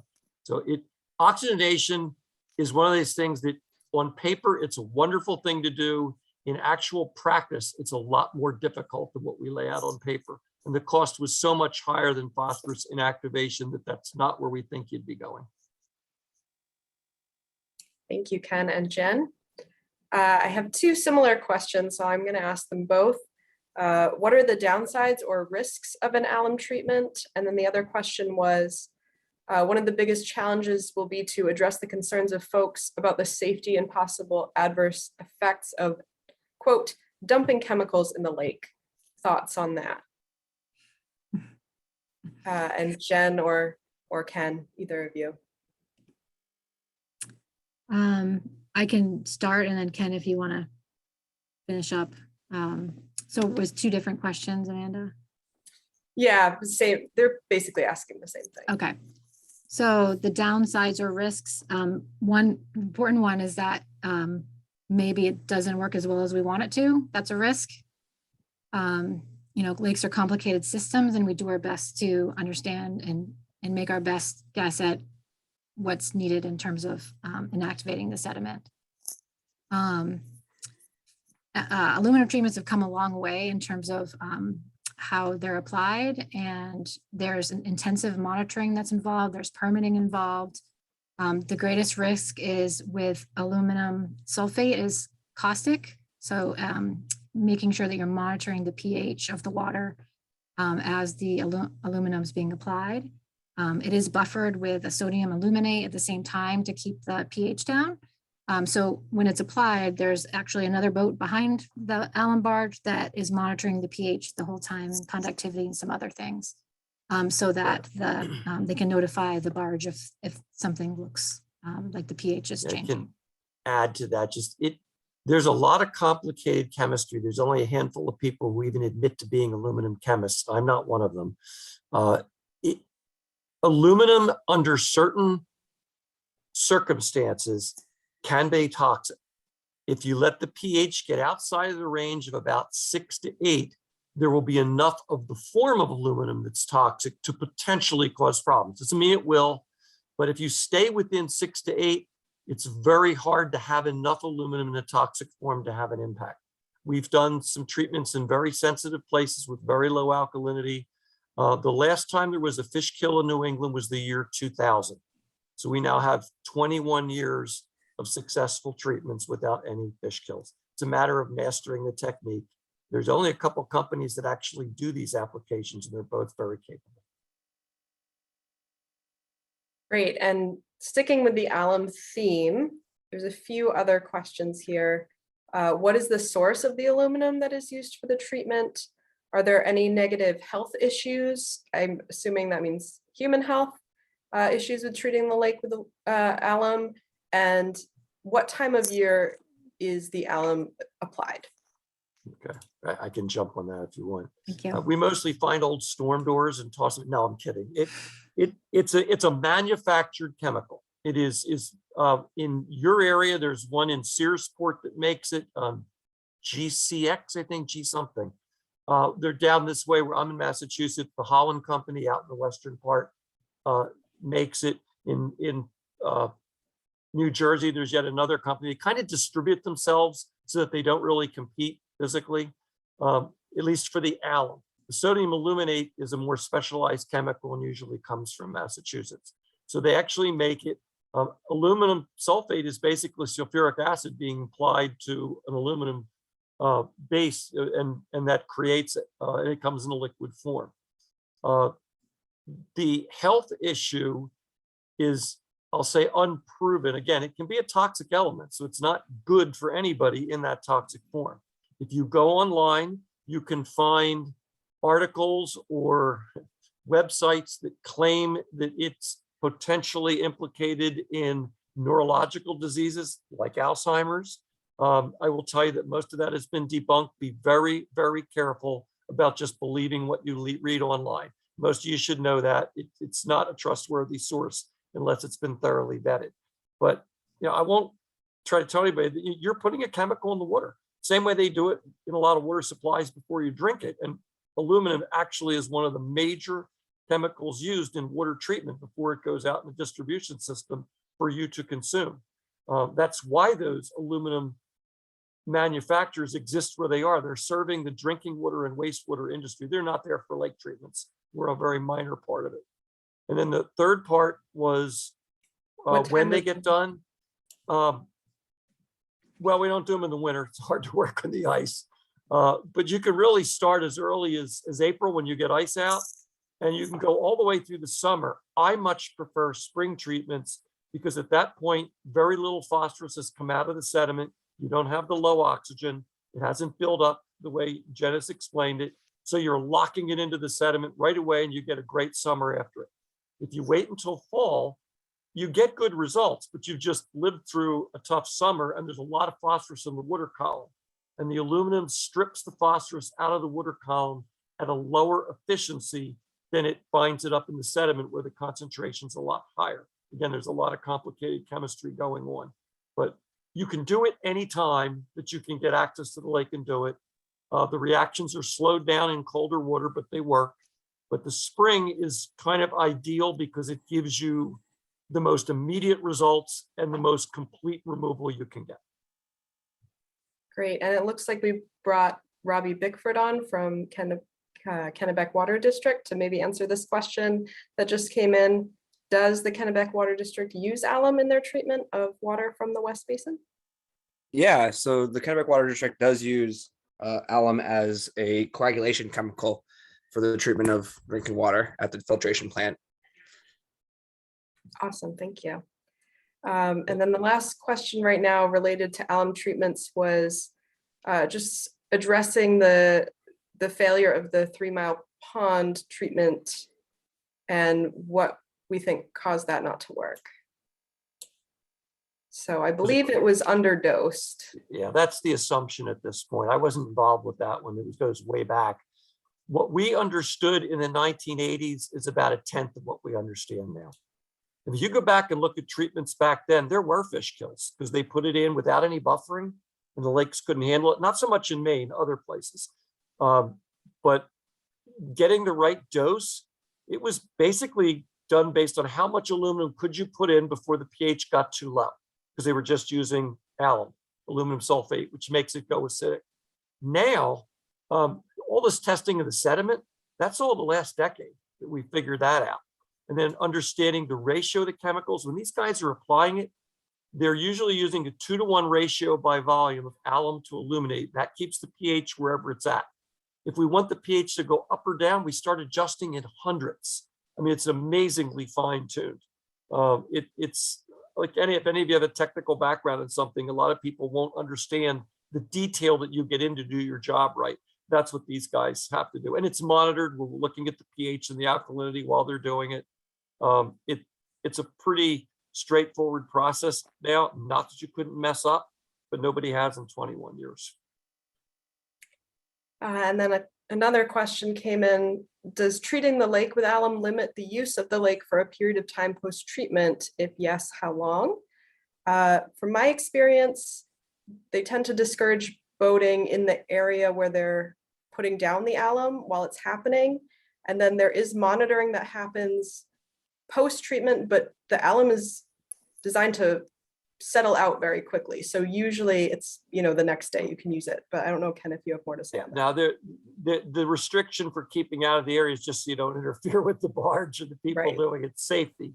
Now there really isn't a hazard while they're treating. There's, again, they're going to be treating in deep water. It's not likely to even be anywhere near where anybody would be swimming. So that hasn't been an issue. It hasn't been a problem. We look at an underwater camera and watch the flock forming and settle, and we routinely see fish swimming through it and everything else. There was a concern early on that small fish that eat plankton, the alewife would be a good example, might think that the flock particles were something to eat and they would consume it and that might be a problem for them. It's never happened, never materialized. In Massachusetts, they won't let us treat in the spring when alewife are spawning. There's absolutely no science behind that. In fact, they'll let us treat in the fall when the juveniles are all going around the lake looking for a way out. It doesn't make a lot of sense. But there has not been a problem at all with that. Okay, speaking of alewives, someone asked, how will the alewives help improve water quality now that all the barriers have been removed?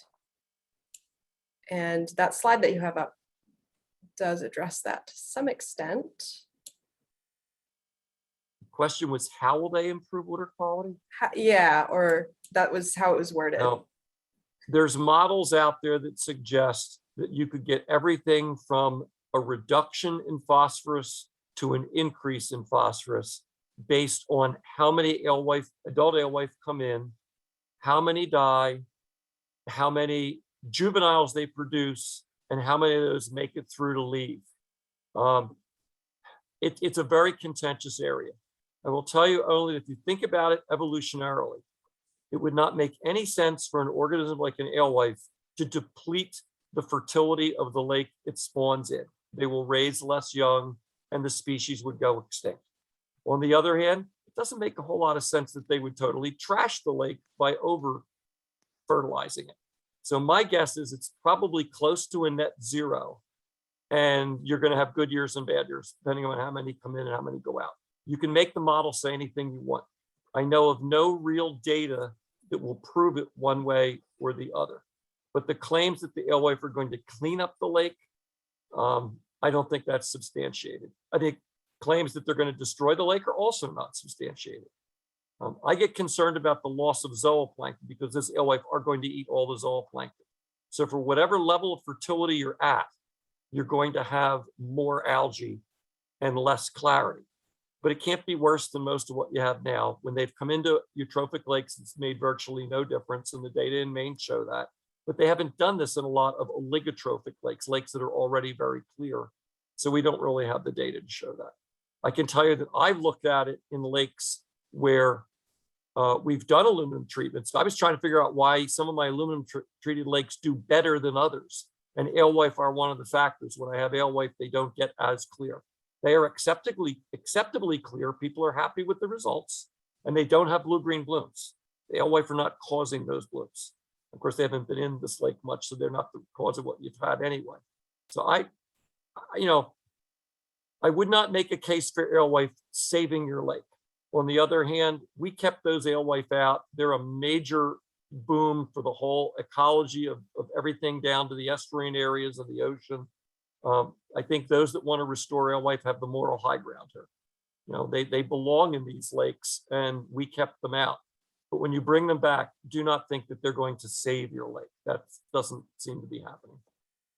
I would say also for the plan, Kennebec Water District is working with the project partners, including Maine Department of Marine Resources, to monitor alewives coming in and out, especially over the next 5 to 8 years as the populations increase, in coordination with collecting water quality data. We don't have any zooplankton data in the lake, so that's something that we'd like to start collecting for China Lake. Great, good answers there. Switching gears here a little bit. This next question is, who is responsible for going after grants? Is it the town of China, DP, other? I guess it depends on the grant, but Jen, do you want to talk a little bit more about that? Or Steve? Yeah, we try in the action plan, we tried to identify, depending on the action and the plan, who would be the lead organization for that action. I think for watershed type restoration work like Lake Smart, Youth Conservation Corps, road projects, right now all of that's going through CRLA, China Regional Lakes Alliance, and with support from the China Lake Association in terms of the fundraising side of things and outreach. But I mean, the towns, can help through like TIF funding potentially. And I think we have to, as one of the components of the management plan is to develop a sustainable funding plan in the first year of planning to figure out where the funds are going to come from. Great. And where can we find this presentation to review online, the recording? The recording will be provided to the China Lake Association that they can post on their website. Great. Could you talk a little bit about alternatives to alum treatment? So we had a question about hypolimnetic withdrawal and a question about dredging. Okay, those sound like good questions for Ken. What was the first alternative beside dredging? Hypolimnetic withdrawal, which is addressed on the okay, slide that's sure. up right now. Hypolimnetic withdrawal is an easy one to deal with. If you pull the poor quality water out faster than it can become poor quality water, basically keep it moving so that you don't lose all the oxygen. That requires a huge amount of water to go out at a fairly rapid rate, and you would destratify the lake. That's probably not a good idea in this case. If you want to just pull it out periodically so that you're discharging that poor quality water, I have seen that work twice in my career. Thankfully, my career is in the 45-year range now, because the first one took 30 years and the second one took 25 years. I don't know anybody who's willing to wait that long. Those were not cases where they were using that as a restoration technique. They just had a major input of stuff, and it was their practice to discharge that way. And it did, in fact, take care of it after several decades. It just doesn't work very quickly. Dredging, on the other hand, is absolutely the best thing to do if money and permits are no object. If you could remove the sediment that's accumulated in those lakes, you would truly restore the lake. Most of what we do is lake rehabilitation. We don't really restore anything because we don't know enough to put everything back exactly the way it was. But if you take the sediment out that has accumulated over the last, well, since the last ice age, you've really set the lake back in geologic time, and you can make quite a difference, but the expense is phenomenal. The low end estimate is about $50,000 per acre foot of material to take out. An acre foot is 1,613 cubic yards. It's a huge cost. And getting permits to put the stuff somewhere, given that we'll have some contaminants in it, is also an issue. If the stuff is clean enough, you could put it in an agricultural setting, but it's not like they're looking for that fertilized material, because it's very mucky. It has to be blended in with the soil.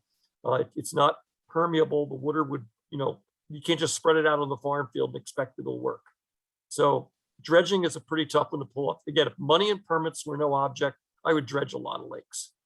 It's a really effective strategy, but the cost is just just outrageous on something like this. Yeah, given that China Lake is so big, it would be logistically and cost prohibitive.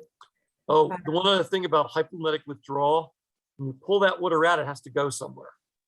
So you're basically discharging it to the downstream environment. That may have negative consequences, and they also require permits that are hard to get. All right, this next question is from the chat. Should there be increased focus on the Hunter Brook Basin, given its importance as a source of external loading? Jen might be the best one to answer that.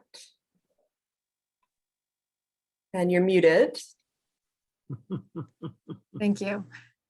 Yeah, so I think that there's definitely some interest from Colby and some of the project partners to start doing some stream sampling at the outlet of Hunter Brook to kind of look at what's coming into the lake from the Hunter Brook watershed. And then also, focusing some remediation efforts over there.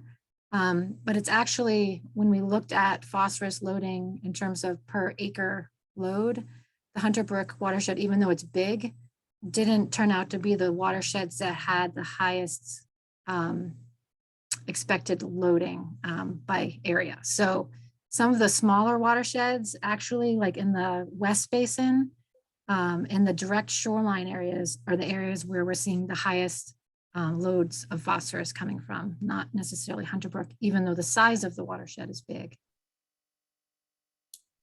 Great, thank you. I'm not exactly sure what this next question is getting at, but it's about discarding aluminum cooking utensils. So I'm guessing this is, not wanting to cook with aluminum based on some of these questions about ties to neurological disease. And so I think, Ken, you already kind of talked about this, but why would you recommend getting rid of these and then put alum into the lake then? I guess is the question. everything has risks. I mean, I laugh because I work with several groups that use oxygenation because they don't want to put a chemical in their water. Guess what? Oxygen's a chemical. And it's also manufactured when you put it in this way. And it also can have negative effects. Really high oxygen can, toxic isn't the right word. It basically burns things up. It's reactive. It eats up the pipes that you put it in on. Extremely high levels could cause gas bubble disease in fish. So everything has a risk. The aluminum has not proven to be a major problem. It's the second most abundant metal in the crust of the earth after iron, and they're close. What they found in Maine is places that naturally have high aluminum do not have problems with internal recycling. And the ratio needs to be about 3 to 1, 3 times the aluminum that you have of iron. When we go into the places that have problems, we invariably find it's closer to 1 to 1, or the iron's even more abundant. So all we're doing is moving the phosphorus off of iron, which gives it up when there's low oxygen, onto aluminum, which does not give up the phosphorus when there's low oxygen. It's pretty simple and pretty straightforward. Aluminum is not really a scary chemical or a scary element. When you put it in combination with other things to deliver it, that's when you have to know what you're doing to get it right. But yes, I'm not going to tell you there's no risk. Absolutely, there's a risk in everything. And there's a huge risk in doing nothing. So keep that in mind. And maybe Ken speak to the point about, I think the concern is that she's going to be swimming in aluminum.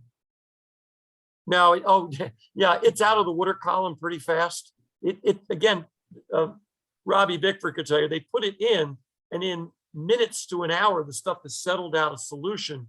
It's not going anywhere. What we find in the lakes we have is that a small residual amount of aluminum binds onto dissolved organic carbon and stays in the water for up to 2 months afterwards at a very low level, not a toxic level at all, even if the pH was crazy. It's strictly that you put it in, it combines, it flocculates, it undergoes this process, settles out, and it's gone. And again, tiny amount might still be in the water column, and even that is gone. The longest we've ever gone without getting back to background levels is 2 months, and there was nothing wrong the next day after treatment that would be an issue for any person drinking the water. Mhm. Yeah, and DEP as part of the permit for adding aluminum to a lake requires monitoring of aluminum. I think they do it even a couple of years after the treatment. So it will be monitored. This question is, will the current abundance of aquatic plants in the lake be reduced by an alum treatment? Now you're treating different areas. Plants only grow where light penetrates, and the area we're trying to treat is deeper where the light does not penetrate. So they're separate. You might get a little bit of drift to flock into shallower water where there might be some plants. It's never killed plants that I know of, and we've had to monitor the plants in many places. It's not really an issue for them. I think there's a second part of that question is, if you have lower concentrations of phosphorus in the water, might you see fewer things like American waterweed that thrive on high concentrations of phosphorus? Because I know at like East Pond and China Lake, American waterweed, floats all around and shows up in like big piles along the shoreline. And that's an indication that the lake is enriched and has high levels of nutrients that are growing them. In general, the aluminum treatments tend to lead to more plants because they make the water clearer, and now the light penetrates further and the plants can better grow. Certain types of plants that actually get some nutrition from the water column may suffer, but the vast majority of rooted plants are getting their phosphorus out of the sediment via their roots. So it hasn't really been an issue. Again, I don't find it to be a major factor in lakes like you have, where rooted plants aren't really a huge issue. I wouldn't expect it to become one. Great. The next question is about how critical it is to determine the right formula or the right dosage amounts for the lake, as well as the need for additional sediment sampling, specifically in the north end of the East Basin.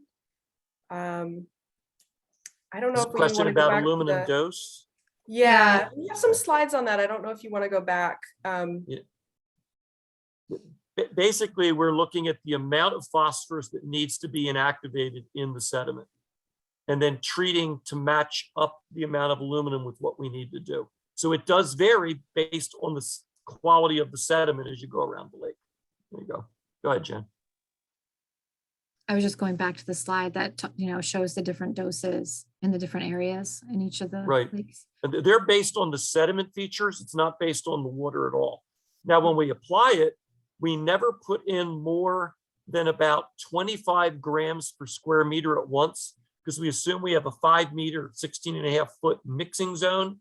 And we don't want the aluminum to be higher than about 5 milligrams per liter in that zone. There's a 3-part security blanket that keeps the aluminum from ever being toxic. One is managing the pH.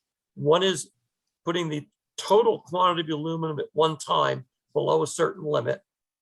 And then the third is actually treating in sort of a checkerboard pattern. So we're never treating one giant area where fish couldn't get out of the way if they wanted to. Any one of those is probably sufficient, but we do all three, and that's why we haven't had any problems in 2 decades. So Yeah, I think- to Scott's question, our technical advisor committee recommended highly that additional sediment analysis is needed, Yeah. partly because several of our sampling locations, the sediments they just weren't run, or they weren't run in a way that gave us the answers we needed. Yeah, this is all based on really good work with 8 composite samples. This is way too big a lake to trust that. And we're real upfront about that. You would do more, because it might actually give us a break on dose in areas. We might be able to do less in cost. certain areas. Yeah. I don't think it's going to cut the cost in half, and it's still very expensive, but it's an option. And again, I don't want anybody to feel like they're being sold anything. I don't do these treatments. I don't make any money off of it. It's not an economic thing for me at all. I just know it works. And other things can work too, but you have to spend the money on them and the time to get the right data. We still have a ways to go to get this nailed down, whether it's phosphorus inactivation or oxygenation. You want to do dredging, you're into a couple $100,000 feasibility study, because there's a whole lot of testing to be done. Yeah, so it is important to get the right dose, and we collected samples for the plan to be able to help write the plan, but there is more that needs to be done before we can lock those in. And part of that is to make sure that it's the right dose. It's not too much and it's not too little. So hopefully all of that answered that question. We're almost at 8 o'clock, but I think we have time for one more question. Are there any known techniques involving alum or other filtering media that could be installed in the streams or key watershed draining areas that would reduce external loading? I'll let you take that, Ken, since you've been doing some of that work. Yeah, I actually do this in urban areas. We put a dosing station in. It literally treats the incoming stormwater. My best example is outside of Boston in Wellesley, where we treat just from before Memorial Day to just after 4th of July each year. And basically we clean up the stormwater coming in during that period. It's a pretty big watershed and a pretty small lake. It's only 100 acres, but it's got a 5,000 acre watershed. And if we get to 4th of July with our phosphorus down around 10 micrograms per liter, we know we're good for the summer. If we get to 4th of July and it's less than 20, we know we won't have blue-green blooms. It worked great for 8 years. Unfortunately, this year, if you had the weather we did, we finished treating on the 6th of July and it rained for the whole rest of July and loaded it up. The benefit in that particular lake is when it's flushing that much, it also can't develop algae blooms. So we didn't have an algae problem, but it wasn't because of our treatment. It was because the water blew through so fast. Something the size of China Lake, yeah, that you'd have to treat the water, and you'd probably have to treat more than just a few weeks worth. You'd have to think about when the runoff mostly came, maybe do it all spring and into the summer, but it would be an option. I don't recommend that for non-urban lakes. The urban lakes have watersheds that you really can't clean up. I mean, you can do something with them, but you're never going to make the truly urban land behave like it's forest. We've got a fair amount of open land here, really not a lot of development. I think you'd be better served doing the watershed management things that you've been suggested to you. Great, thank you. And that brings us to 8 o'clock. So I think we're ready to wrap up. Jen, do you have anything else?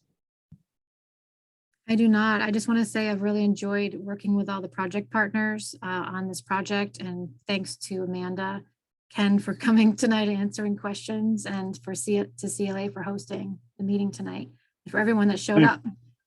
Thank you, everybody, for showing up, and we really appreciate the input from Amanda, Jen, and Ken. It was excellent. Wonderful comments, a lot to think about. We look forward to more developments in the near future. Thanks so much. Take care. Good luck. Thanks.